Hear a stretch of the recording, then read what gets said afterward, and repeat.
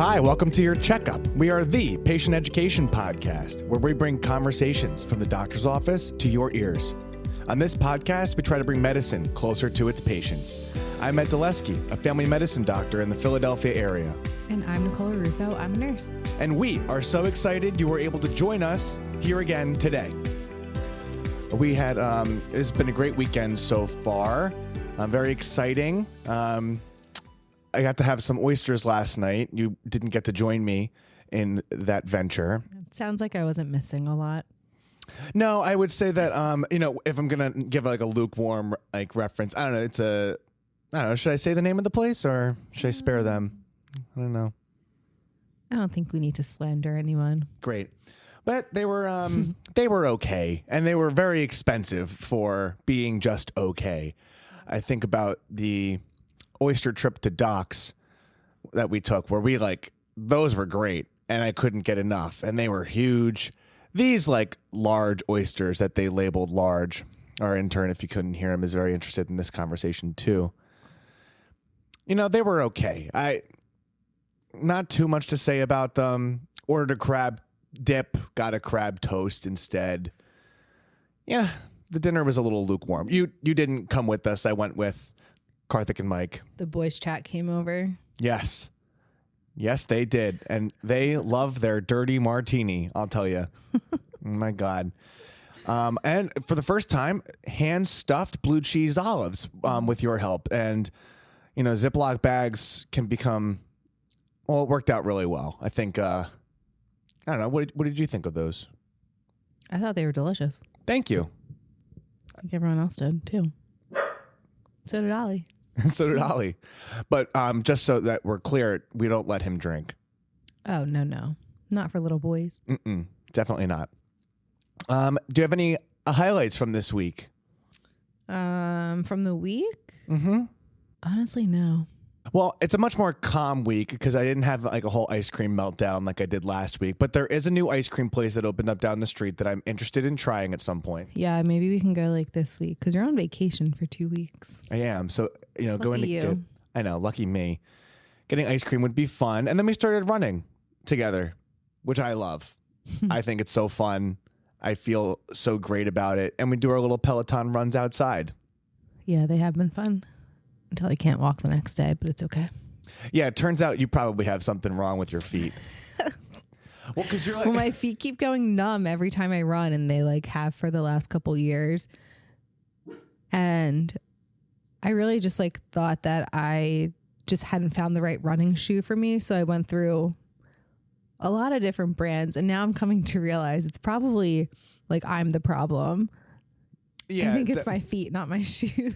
Totally. Yeah, I think something else is going on there. Especially when we came to the end, you were like, it was a hard run that we did. It was long. Mm-hmm. A 60-minute run is not a small thing.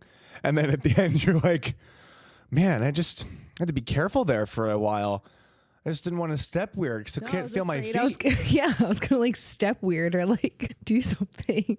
I definitely get that in the cold, but I think that's a totally different thing than what you're experiencing whenever you go and do this.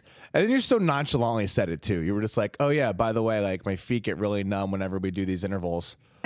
And then it's better when I start walking. I'm like, Jesus Christ. Get in there. We had in all the excitement of the boys chat, we did a test run of the podcast set up for them while we were, we had a recorded version of American history trivia that will never see the public's eye or ears. And Mike got really excited with the to go back to his podcasting days, right? Because he had the toothpick pod, and they would go and review toothpicks. And wait, are you for real? That's what it was? Yeah. No, it's called the toothpick pod. A toothpick, a toothpick review. Yeah. And they would go to different restaurants and they would look at they would get the toothpicks, and then they would talk about other stuff. They had different segments. They did it when they were in college. They had a whole setup. How many episodes did they do? I'm not entirely sure. I certainly hope that he's listening in his basement right now, and he's going to send in some fan mail. Doing basement things. All right. So what are we going to talk about today, Nick? Today we're talking about safe sleep. And I don't want to hear an eye roll from anyone. why would we hear an eye roll from anyone about this? It's a little controversial, I think. Oh, for some reason. Well, that's a weird thing. Yeah. To be controversial about. Mm-hmm. Especially given that it was so effective. Yeah. At preventing what it was supposed to prevent. Yeah. Well, Yeah. Well, I guess one thing you're going to serve as our expert here today, because this is one of the foundations of your career. Yeah, the foundation of my career has been educating parents on safe sleep for their infants so they don't die. Right. And so to prevent that, they created this program. But the reason that we're talking about it here today is because we were seeing in the news that there are reports of funding being cut for this campaign. The Safe to Sleep is a campaign. We're going to talk about all of that. But it seems like this current administration is looking to reduce the funding for the Safe Sleep or Safe to Sleep campaign outreach and materials. And that's why we're going to talk about it here today. So why don't we dive in and get at the core thing, because this is such an important campaign and intervention, I guess, is really what it is. Yeah. I mean, if you've been to a pediatrician in the last 30 years, you've gotten this spiel. Mm-hmm. But I mean, it's not for nothing. So totally. All of this is born out of a certain idea of preventing SIDS, or I guess SUID. Can you tell us a little bit about what those actually are? Yes. So SIDS, which if you for some reason have never heard of it before, it's sudden infant death syndrome, which is unexplained death in infants under 1 year old. And this typically happens during their sleep. SUID is essentially the same thing, but a little different. It stands for sudden unexpected infant death, which includes, it's kind of an umbrella. So it includes SIDS and then accidental suffocation and unknown causes. And when I was looking at this, because this is a part of our practice, it's like this type of thing, SIDS occurs when three things overlap. And it takes a vulnerable infant, a critical period in development, meaning that like in their development, they can't like move their arm to protect their airway, or they can't roll over at a certain point, and an external stressor. For this specific talk, that external stressor is an unsafe sleep position. And when all of those things happen together, it brews an opportunity for really horrible things to happen. So can you tell us a little bit more about the history of what started off as Back to Sleep? Yeah, so it started off as Back to Sleep. So in 1992, the American Academy of Pediatrics started recommending back or side sleeping, typically really back sleeping for infants. And then in 1994 was when the whole Back to Sleep campaign started. It was like a national launch to encourage babies sleeping on their back only, and a couple other things that we'll talk about to reduce the risk of SIDS. This has reduced the risk of your baby dying. Right. It has. And it's been effective. It's been effective. So it's been a 50% reduction in SIDS deaths. I want to say at least a 50% reduction. I've seen other sources say quoted higher, almost to like 80% in the US since it began. So really just in the last 30 years, it's had a huge impact. And this can be controversial because one of the kind of like pillars of it, I guess, is having your baby sleep like by themselves with nothing. So essentially not co-sleeping, which a lot of people like to do. I personally will never be doing that if we have kids. Some people do. It does increase your risk of your baby dying, and that's just how it is. I couldn't help but think we're at an if now. Well, you never know. True. You're right. You're what right. If we can't? You're right. You're right. No. So it sounds like the co-sleeping is the big co-sleeping's a big thing, and then so there's like a generational feature, like feel like this. It's I guess like our parents' generation or grandparents' generation. I guess you probably haven't heard it a lot because you didn't actually like work in peds a lot. Right. But like people saying like, oh, well, like, like I put you in a crib with a million stuffed animals or wrapped you up in a blanket when you were a newborn and had no neck control. Or like, oh, like I slept with a blanket and I was fine. But Yeah, like, I mean, I don't have an actual solid number of how many babies have died from SIDS in the last 30 years or, before all of that happened. But Right. a lot of babies did. And now at least 50% less babies are not dying because of this. So. Exactly. And it's a simple intervention that we're going to dive into a little bit more on the specific detailed recommendations. But it really does sound like the co-sleeping is the big culprit. Having like those loose objects near your baby is the culprit.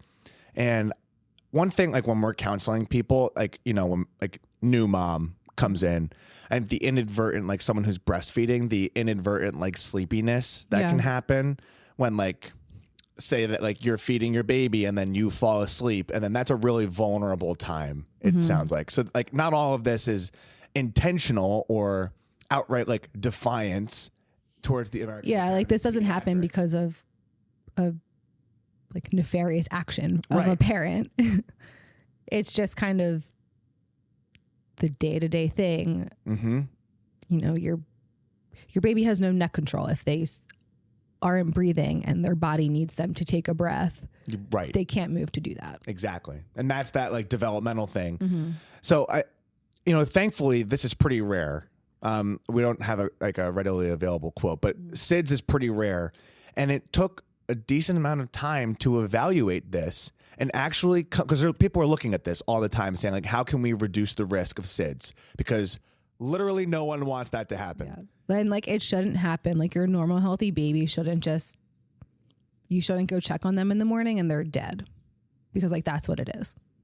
And so when they came out with this and they were able to find something to take that risk and lower it, it was huge and it remains huge. And so they had this whole campaign to push the agenda forward and tell everyone about it and be like, you should be executing these things at home. Like, this is how your baby should be sleeping.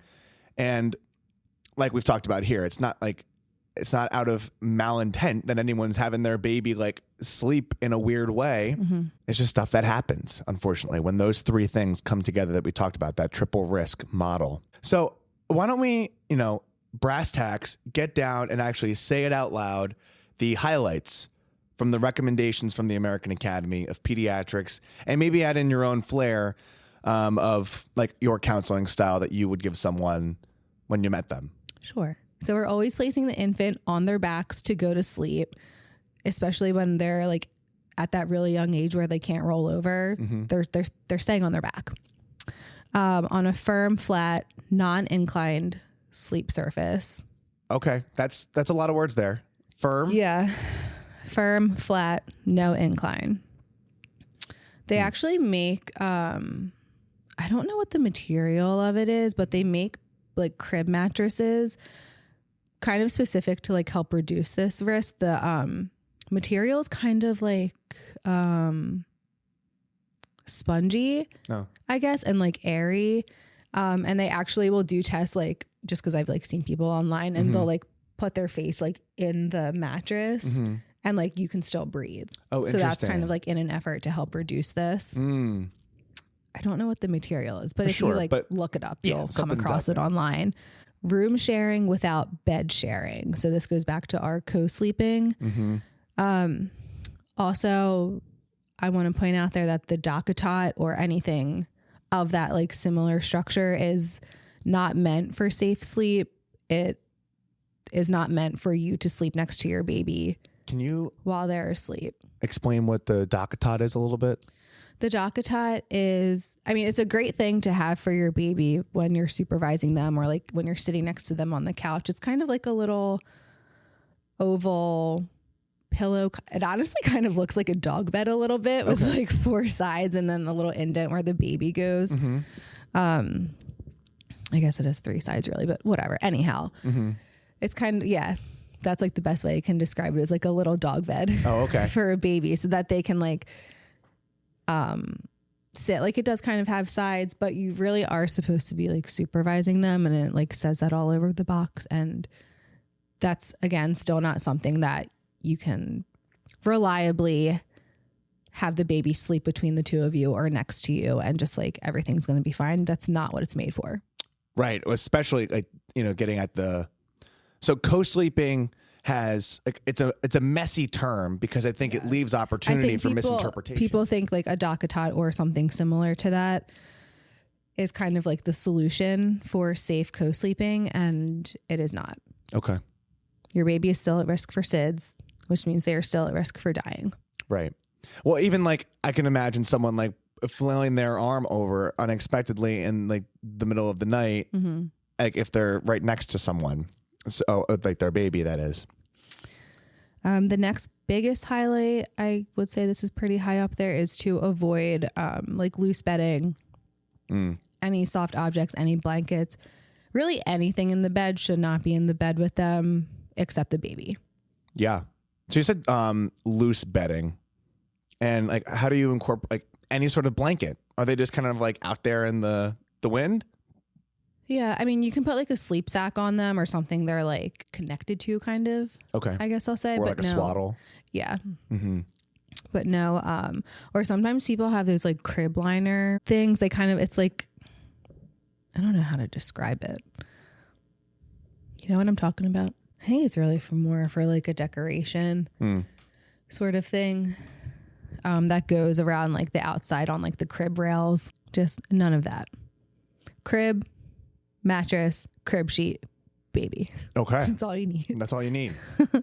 And there are a couple other things because I'm interested in hearing like a little bit more about like common pain points in conversation that you've had, but a couple other things from the American Academy of Pediatrics that have showed to reduce the risk of SIDS as well, including avoiding exposure to smoke, drugs, and alcohol, avoiding overheating, and prenatal care is incredibly important as well. And surprisingly, I say this sarcastically, like surprisingly, we know that vaccines are incredibly safe and effective and should be, we completely endorse the use of routine vaccination schedule from the CDC.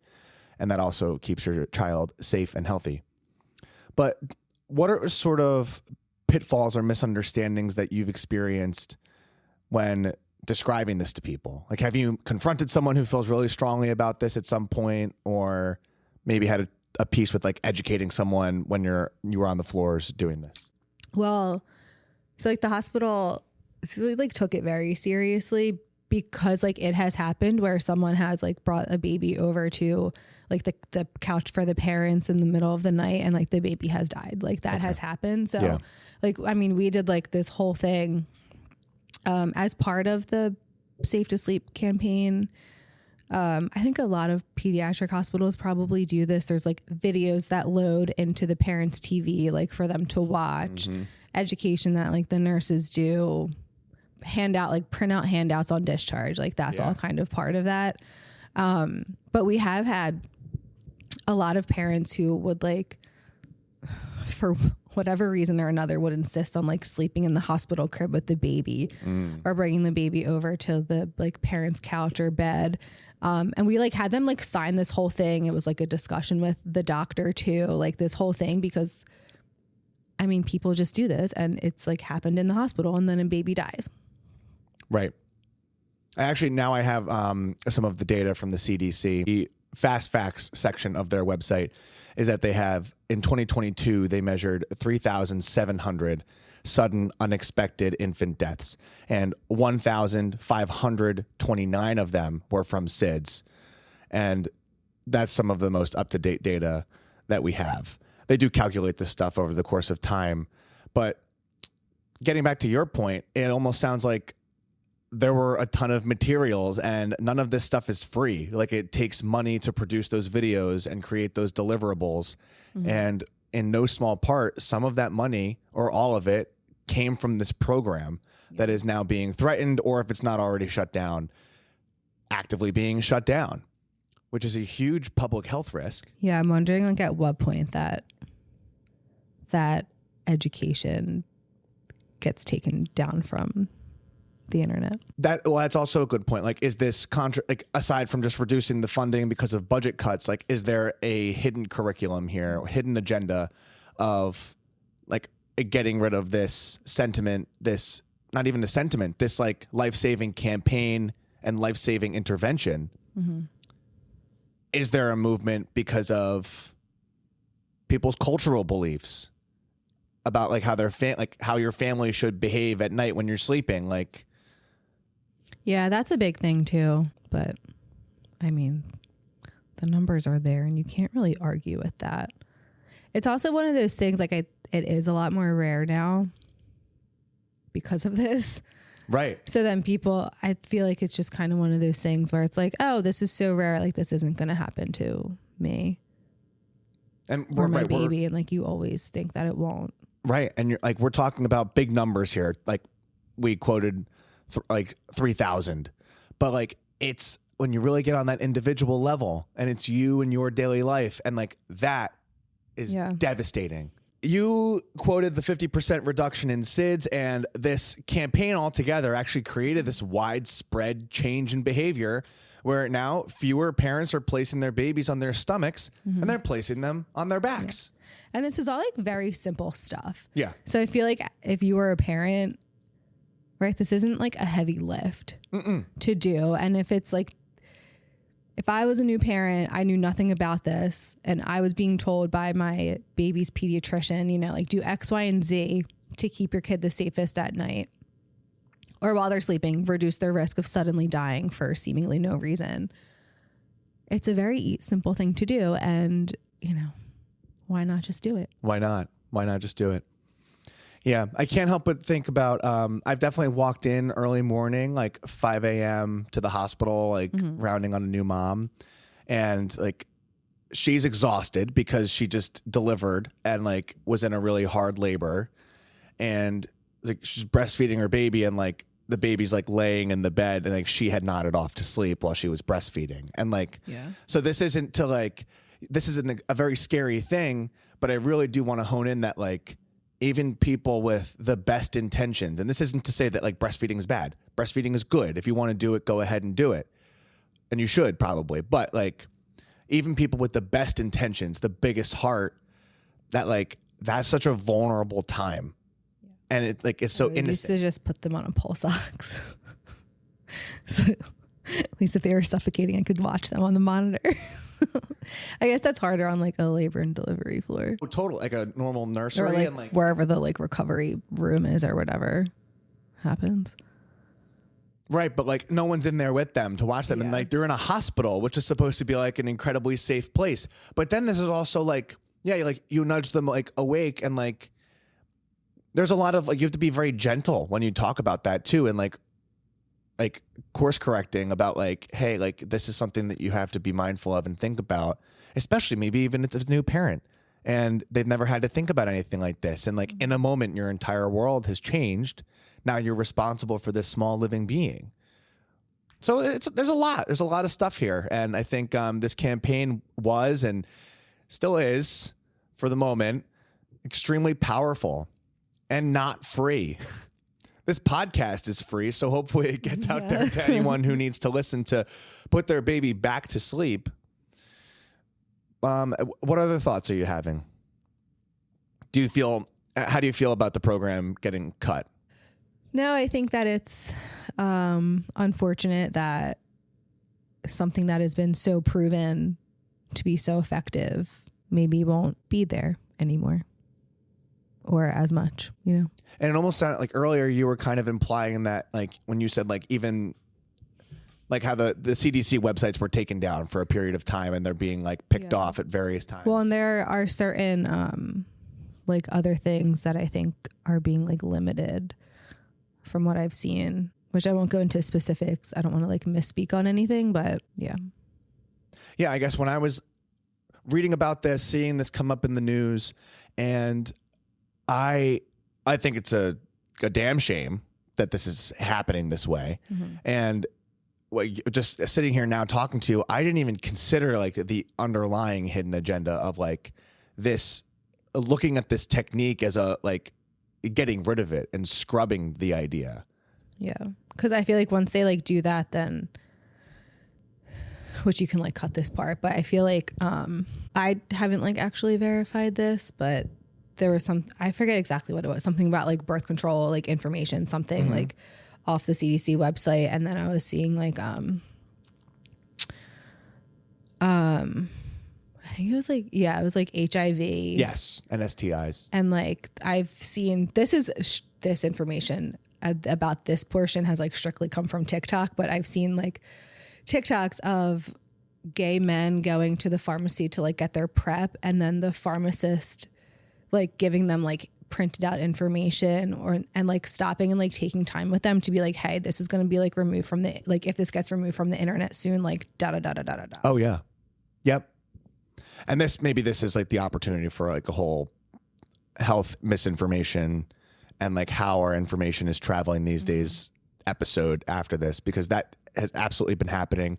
The treatment guidelines were taken down, like even at work, like people are like, oh, I wonder what's being taken down today, or like things that doctors use every day are to help make decisions about treatment for patients, like was removed. I believe it was brought back up, but this stuff changes day to day. And so like by the time you listen to this, who knows? Yeah. But will this be that again? And I like... Maybe. And like, maybe it's, I don't know, like, oh, SIDS rates are so low, we don't need to, you know, go as hard on this campaign, but maybe I'll try to give the benefit of the doubt and think that that's why. Yeah. But there are also like so many other, like the marketing isn't as heavy in certain populations. Exactly. And SIDS rates are higher in like more like Black and Indigenous communities. Right. So it's like hasn't fully reached everywhere. Exactly. They are like disproportionately affected in that way. And so it's worth it. It's worthwhile to keep pushing this and to keep telling people. And I mean, with the way that like so much information is free, right? Like you go online, like you consume any number of things in the course of a day online. And it is kind of crazy to think that there's so much money that it takes to produce something like this, but it makes sense. Like marketing isn't free. Right. Campaigns like this aren't free, but they're worthwhile because this specific one is so simple. It's such a light lift and it saves lives and has saved lives. And I think maybe it'll be a generational thing, or maybe it'll just take another administration where like this sentiment will keep going. This like style, this campaign like will live on and like pediatricians' practices. But if it goes away and then decades from now, people forget, it makes you wonder. Yeah. So thank you for coming back to another episode of Your Checkup. Hopefully you were able to learn something for yourself, a loved one, or an infant neighbor going to sleep. Please check out our website. If you found this helpful at all, send it to a new parent, or if you have someone in your family who's a new parent, or send it just to a friend, a loved one, or a neighbor, and check out our other episodes. You can visit our website, email us at yourcheckuppod@gmail.com, and send us some fan mail. We look at it all the time. We love when we get messages, and we'll talk about them on the show if it's anything like a question or something like that. So thank you for coming back, and we look forward to having you back next week. And most importantly, stay healthy, my friends. Until next time, I'm Ed Dulesky. I'm Nicole Rufo. Thank you, and goodbye. Bye. This information may provide a brief overview of diagnosis, treatment, and medications. It's not exhaustive and is a tool to help you understand potential options about your health. It doesn't cover all details about conditions, treatments, or medications for a specific person. This is not medical advice or an attempt to substitute medical advice. You should contact a healthcare provider for personalized guidance based on your unique circumstances. We explicitly disclaim any liability relating to the information given or its use. This content doesn't endorse any treatments or medications for a specific patient. Always talk to your healthcare provider for a complete information tailored to you. In short, I'm not your doctor. I am not your nurse. And make sure you go get your own checkup with your own personal doctor.